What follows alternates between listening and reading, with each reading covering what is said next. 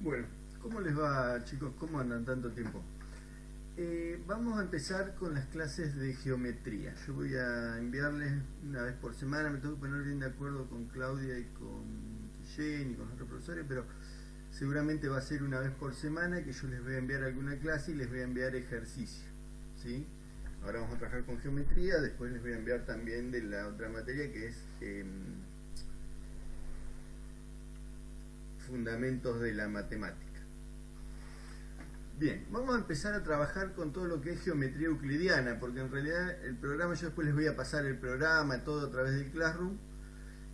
Van a ver que es extenso, no nos alcanzarían los 4 años, me parece, de la carrera para ver todo el programa, y tendríamos que trabajar con diferentes tipos de geometría. Pero bueno, charlando con nuestros profesores eso,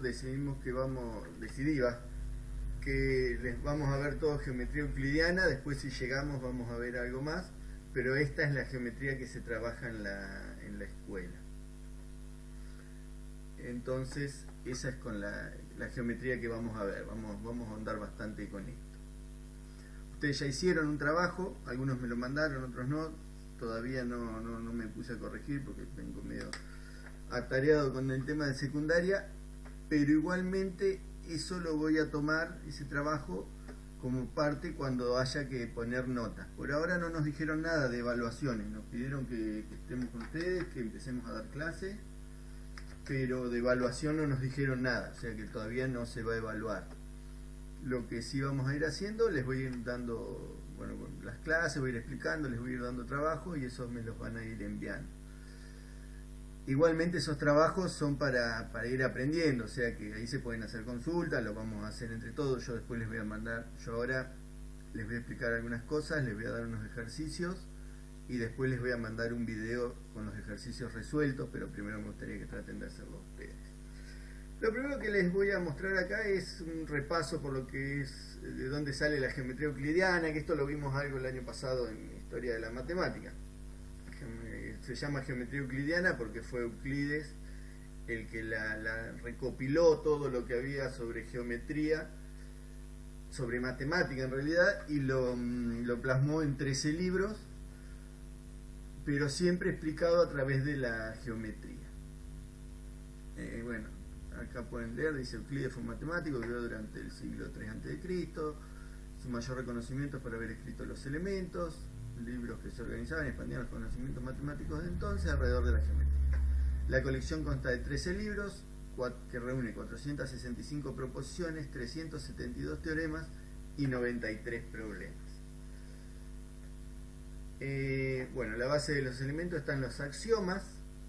¿Qué dirán los axiomas? Son afirmaciones sencillas e intuitivas que no admiten duda ni contradicción. O sea, son postulados que no hace falta demostrarlos, de tan sencillo, de tan, no sé si sería sencilla la palabra, pero de tan evidentes que son. Y a partir de ello formula las proposiciones, lemas, teoremas y corolarios. Ahora vamos a ver qué es cada una de esas cosas. Los 5 primeros axiomas que aparecen en el libro 1 de Euclides dice que cosas iguales a una tercera son iguales entre sí. Si a cosas iguales se añaden cosas iguales, los resultados son iguales. Si a cosas iguales se sustraen cosas iguales, los resultados son iguales. Las cosas que coinciden entre sí son iguales entre sí, y ahí aparece el concepto de congruencia. Vamos a ver que en geometría no se habla de igualdad sino de congruencia. Dos figuras congruentes son dos figuras que puedo poner una encima de la otra y coinciden todos sus vértices y todos sus lados. El todo es mayor que una parte. Esos son los 5 primeros axiomas de la geometría euclidiana. También trabajó con 5 postulados, los famosos 5 postulados de Euclides, que sí tienen demostración, pero bueno, esta novia que no hace falta acá. Dice: por 2 puntos distintos pasa una recta, un segmento rectilíneo puede ser siempre prolongado, esto quiere decir que todas las rectas son infinitas. Hay una única circunferencia con un centro y un diámetro dado, o sea que si otra circunferencia tiene el mismo centro y el mismo diámetro, estamos hablando de la misma circunferencia, podríamos hablar de 2 circunferencias congruentes. Todos los ángulos rectos son iguales, los ángulos rectos por definición son los ángulos que miden 90 grados. existe también un quinto postulado. Este quinto postulado por ahí es un tanto controversial por la forma en la que está escrito y todo lo que significó. Dice, si una línea recta corta dos rectas de forma que los ángulos interiores de un mismo lado son menores que dos rectos, las dos líneas rectas prolongadas indefinidamente se encuentran en el lado en el cual los ángulos son menores que dos rectos. Ya de entrada, si vemos cómo está escrito, cómo está definido, no es tan sencillo de entender como los otros. ¿De qué habla? Dice, vamos a analizarlo un poquito. Si una línea recta, esta línea que tengo acá, corta a dos rectas, a estas dos rectas, de forma que los ángulos interiores, estos dos ángulos, de un mismo lado, porque están del mismo lado de la recta, son menores que dos rectos, es decir, que la suma de ellos dos es menor a 180, es decir, que no son suplementarios, sino que son menores, bueno, la suma es menor a 180, las dos líneas rectas prolongadas indefinidamente, estas dos líneas prolongadas indefinidamente, se encuentran en el lado, se encuentran, que quiere decir que se tocan, del lado en el cual los ángulos son menores que dos rectos, porque ¿qué pasa? Si yo sumo este ángulo de acá y este de acá, van a ser mayores a dos rectos.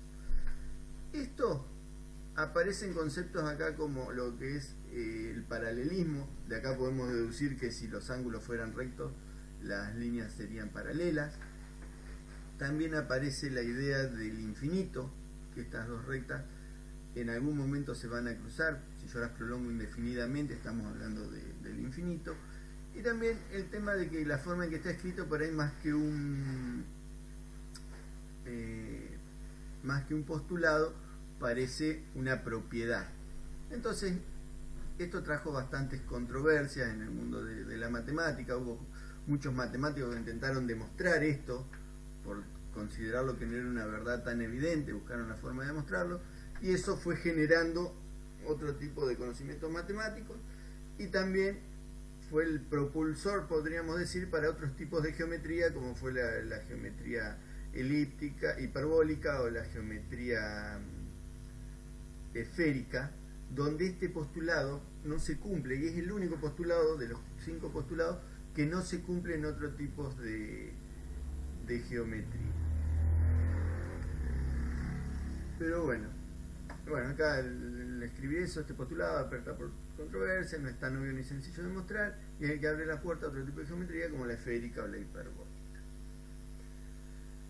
Bien, todos los hechos establecidos en la geometría se expresan en forma de proposiciones. ¿Qué es una proposición? Una expresión que debe ser verdadera o falsa, pero que no puede ser ambas. O sea, una proposición es verdadera o es falsa. Y estas proposiciones se dividen en los siguientes tipos.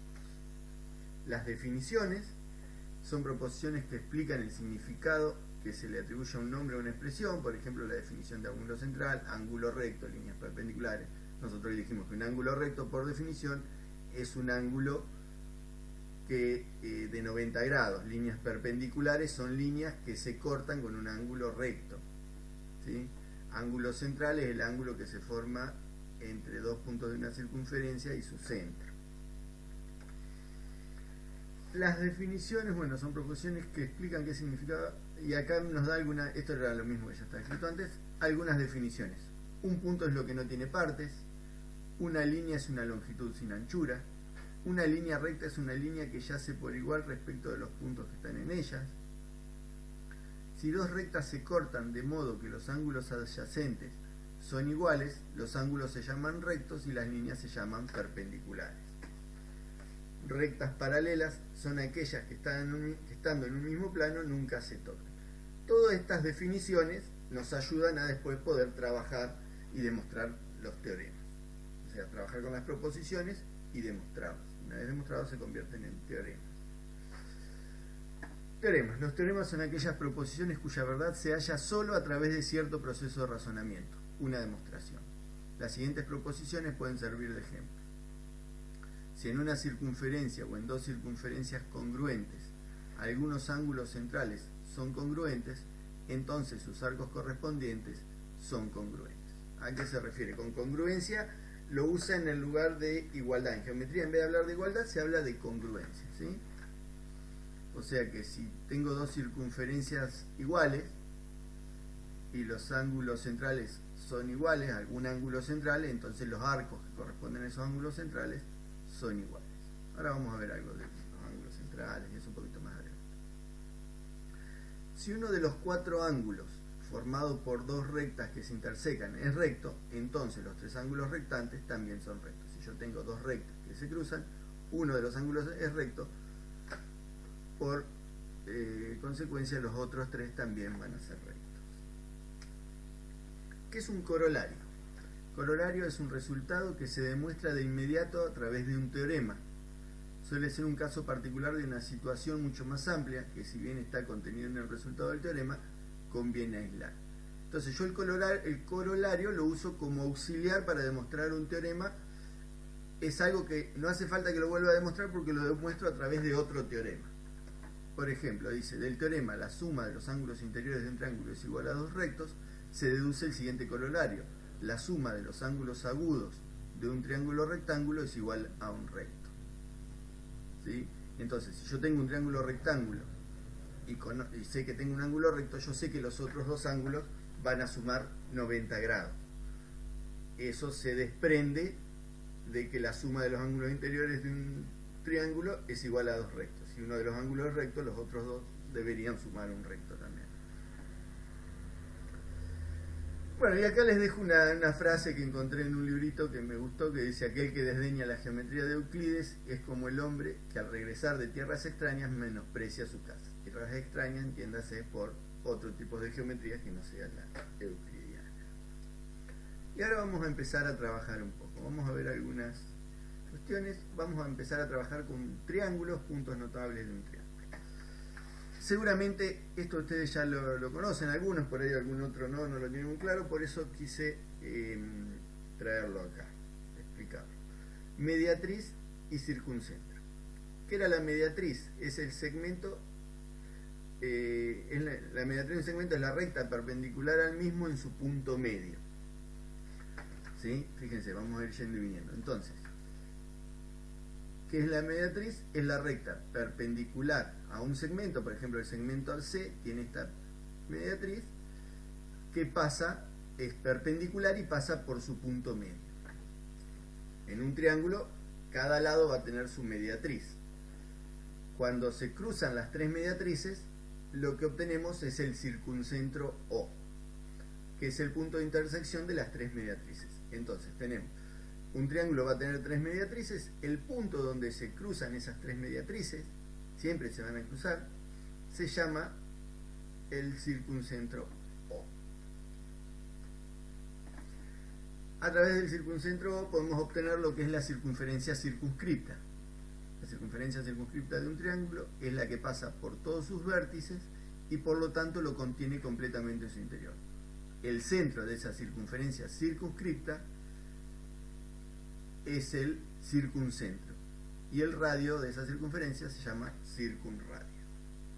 Veamos, acá tenemos un triángulo, tenemos el circuncentro O, que sería el mismo que teníamos acá, este circuncentro O. Si yo me paro en ese circuncentro, la distancia desde O hasta cualquiera de los vértices del triángulo va a ser la misma y va a ser, por lo tanto, el centro de la circunferencia circunscripta. ¿Sí? Circunferencia circunscripta quiere decir que está por fuera y que contiene a ese triángulo.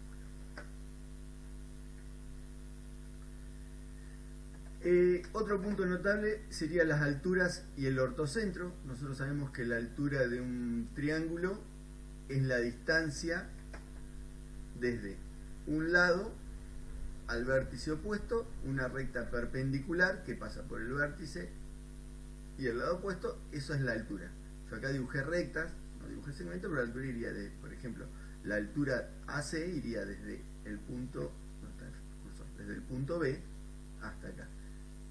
Por eso son perpendiculares, porque son alturas. El punto donde se cruzan las tres alturas de un triángulo, ¿cómo se llama? Se llama ortocentro. Orto, acuérdense de ortogonal, por eso se llama ortocentro. Bueno, y es el punto de intersección de las tres alturas. Después tenemos las bisectrices de un triángulo y el incentro. Las bisectrices, ¿qué son? Son las semirrectas que dividen un ángulo en dos partes iguales. Si yo miro el ángulo A, esta sería la bisectriz del ángulo A, el ángulo B, esta sería la bisectriz del ángulo B, el ángulo C, esta sería la bisectriz del ángulo C. Las tres bisectrices se cruzan ¿a dónde? En el incentro. ¿Sí? El incentro es el punto de intersección de las tres bisectrices de un triángulo.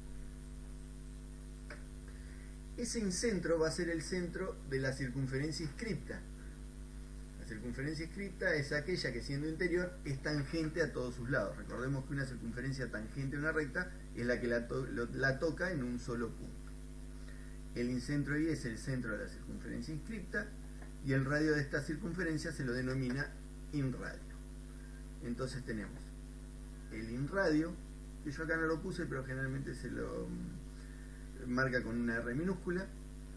Tenemos el incentro y la circunferencia inscripta dentro del triángulo. Lo mismo, los radios en estos casos son perpendiculares. Bueno, en este radio, el radio que va desde el centro hasta el punto de tangencia, es perpendicular a la recta, ¿sí? A la recta que contiene el punto K. Siempre el radio es perpendicular a la recta tangente a la circunferencia en el punto donde se toca, el punto de tangencia se llama. Esto recuérdenlo porque esto es importante. Después tenemos las bisectrices exteriores y los excentros de un triángulo. Los excentros son los puntos de intersección de las bisectrices, cualquiera dos de tres ángulos exteriores. O sea, un triángulo tiene tres ángulos exteriores. Recordemos que el ángulo exterior de un triángulo es el ángulo que se forma entre un lado, por ejemplo el lado AC, y la prolongación de un lado continuo, por ejemplo la prolongación del lado AB. Y entonces acá tenemos un ángulo exterior. Este ángulo de acá también podría ser un ángulo exterior. ¿Entre quién? Entre AB y la prolongación de AC. Notemos que este ángulo exterior y este ángulo exterior son como, son opuestos por el vértice. Lo mismo pasa acá y lo mismo pasa acá, que tengo dos ángulos exteriores que son opuestos por el vértice. O sea, que de los 6 ángulos exteriores que tengo, en realidad tengo 3 medidas de ángulos exteriores, porque siempre hay dos que son opuestos por el vértice, por lo tanto miden lo mismo. Cualquiera de los tres, esto ya lo habíamos visto. Sigamos para adelante. Dice, como los ángulos externos son opuestos por el vértice, sus bisectrices son prolongaciones una de otra y perpendiculares a la bisectriz interior del mismo. Veamos. Ve que las bisectrices, que serían estas líneas de acá, y acá tenemos los excentros, la bisectriz de este ángulo de acá es continuación de la bisectriz de este de acá, porque al ser opuestos por el vértice son iguales, podríamos decir que las bisectrices son semirrectas opuestas. Acá lo que les decía recién, volvamos, dice, como los ángulos exteriores son opuestos por el vértice, sus bisectrices son prolongaciones una de la otra y perpendiculares a la bisectriz interior. O sea que las bisectrices exteriores de un triángulo son perpendiculares a las bisectrices interiores de los triángulos. ¿Sí? Yo acá no hice las prolongaciones, pero dejé las bisectrices dibujadas. Esas eran las tres bisectrices de los ángulos exteriores, y las que están en rojo son las bisectrices de los ángulos interiores. Esta de acá sería la bisectriz de C. Fíjense que pasa por el excentro C. Fíjense que la bisectriz de A pasa por el excentro A, y fíjense que la bisectriz de B pasa por el excentro B. Todo esto ustedes igual van a tener video, pueden ir y venir, y también lo que les recomiendo es ir haciéndose unas anotaciones, ir anotando todo esto, haciendo cuadritos y bueno, para ir poniendo lo que son los incentros, los excentros, cada cosa. Dice, las circunferencias exinscritas, ahí no me salía, de un triángulo son tangentes a un lado y a las prolongaciones de los otros dos. ¿Qué quiere decir?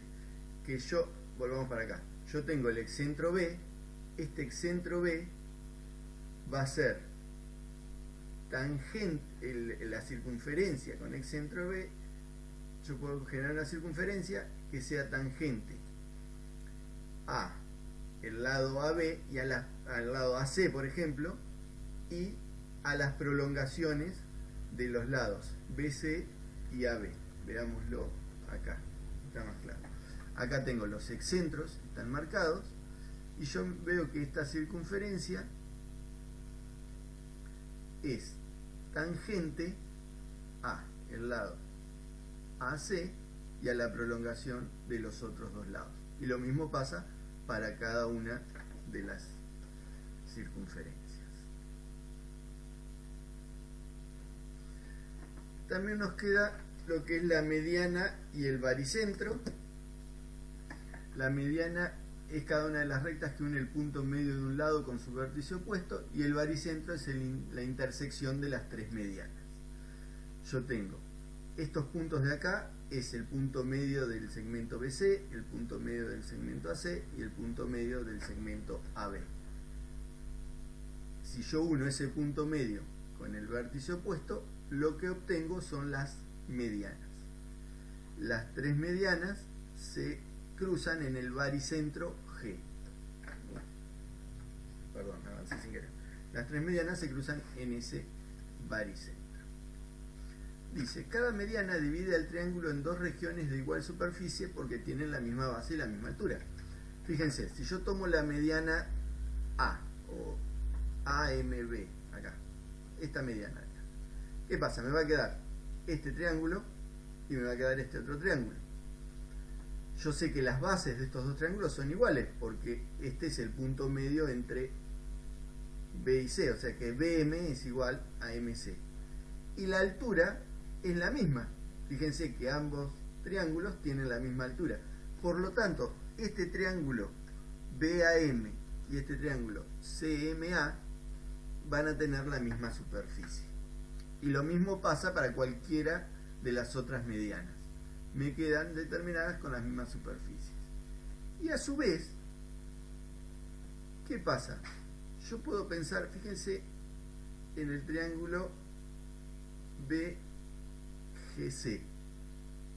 El triángulo BGC va a tener la misma superficie que el triángulo CGA y que la misma superficie que el triángulo AGB. Y este triángulo BGC también lo puedo dividir en dos triángulos que van a tener la misma base y la misma altura. Por lo tanto, acá las bases y las alturas no son las mismas que esta, pero me va a dar igualmente que ellos dos son iguales, entre estos dos son iguales. Lo que podemos deducir acá es que me queda el triángulo dividido en 6 triángulos que van a tener exactamente la misma superficie.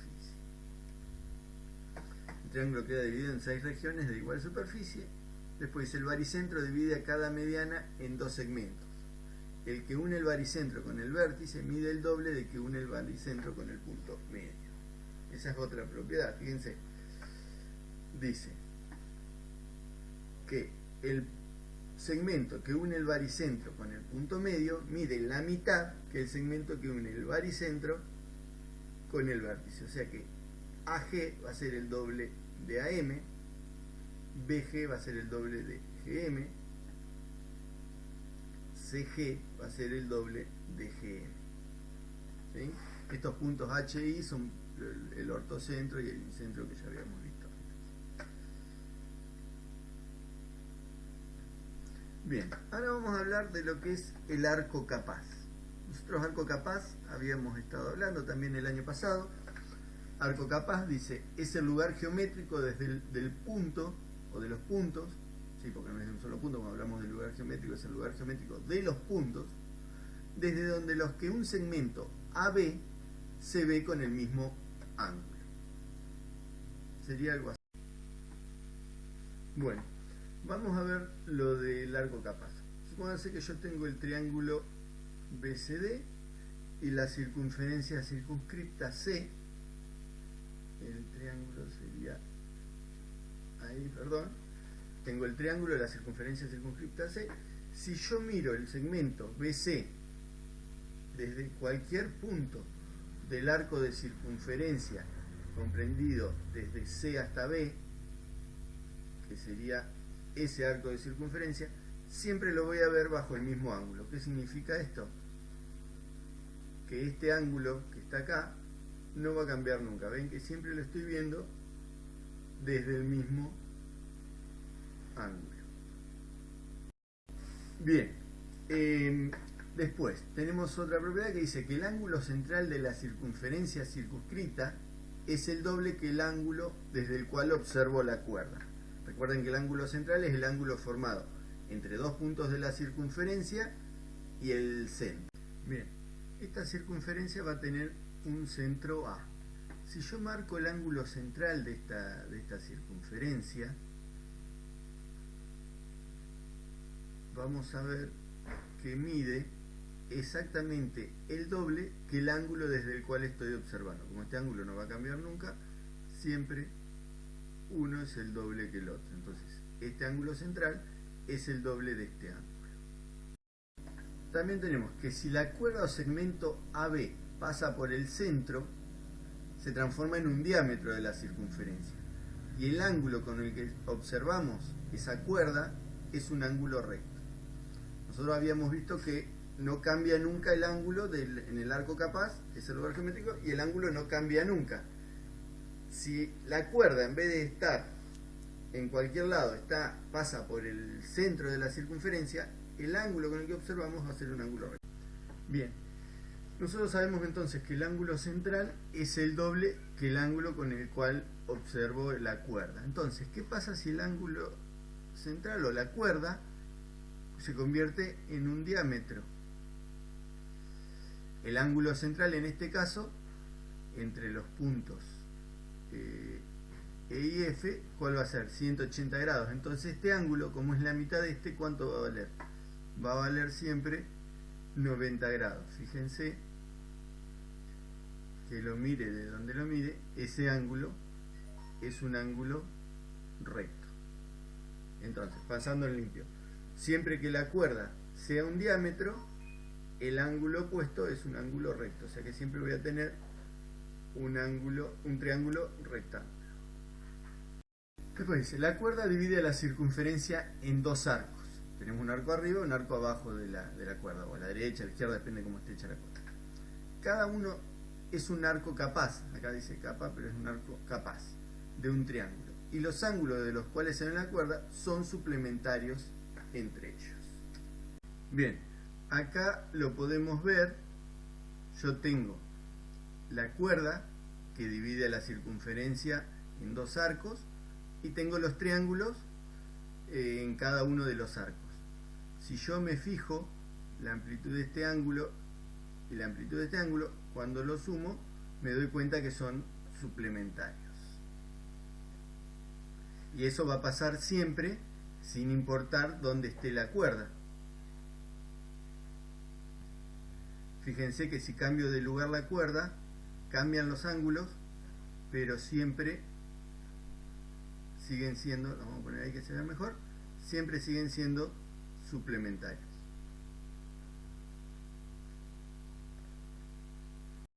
Y esto nos lleva a deducir algo más, que si tengo un cuadrilátero inscripto en una circunferencia, los ángulos opuestos son suplementarios.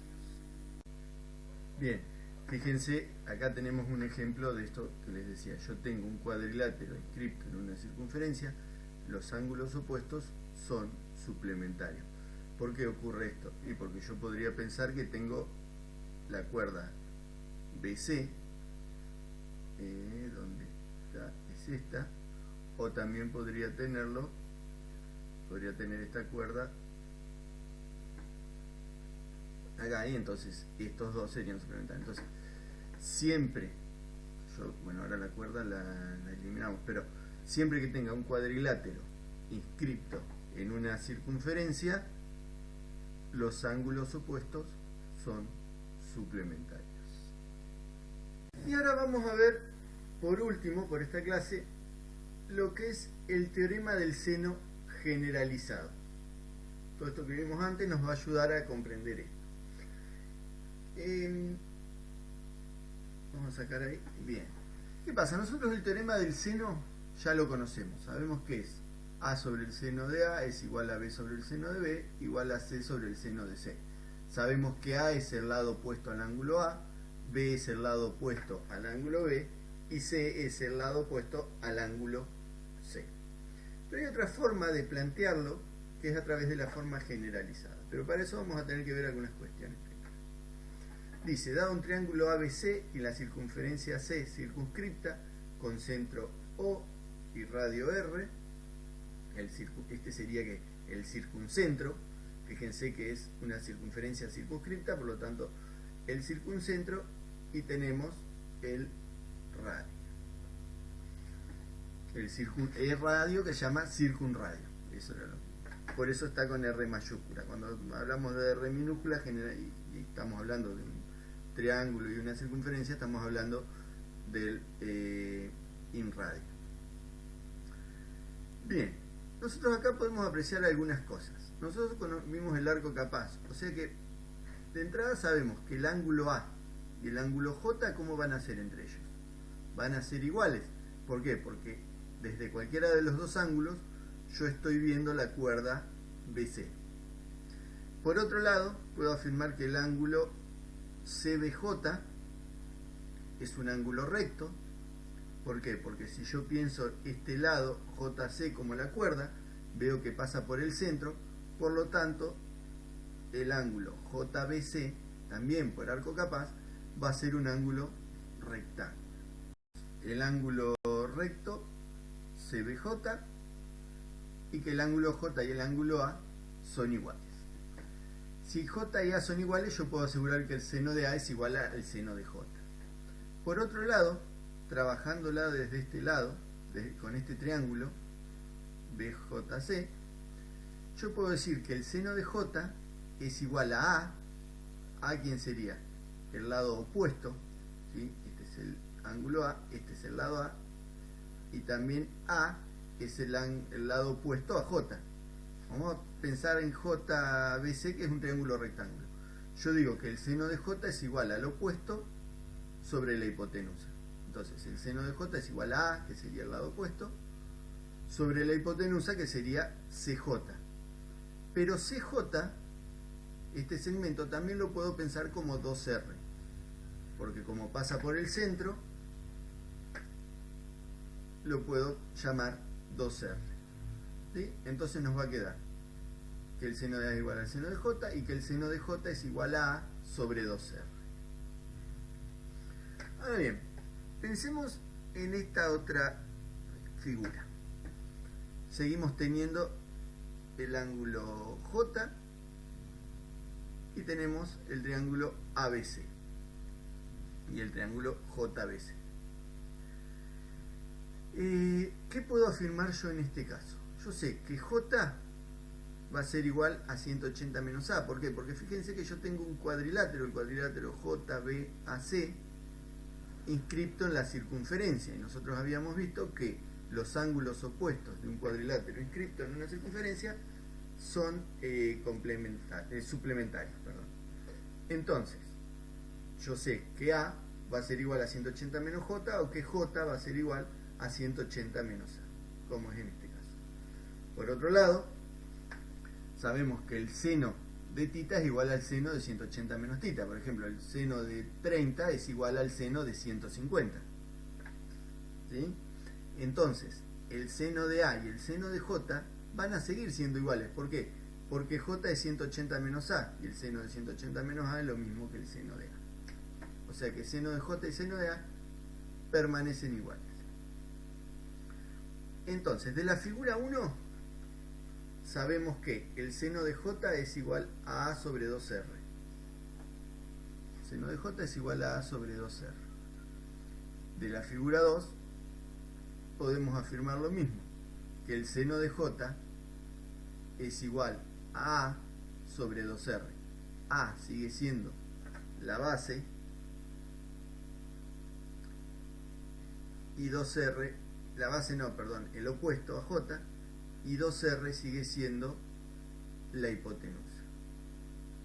Entonces, si trabajamos con estas ecuaciones, podemos decir que el seno de A es igual a sobre 2R.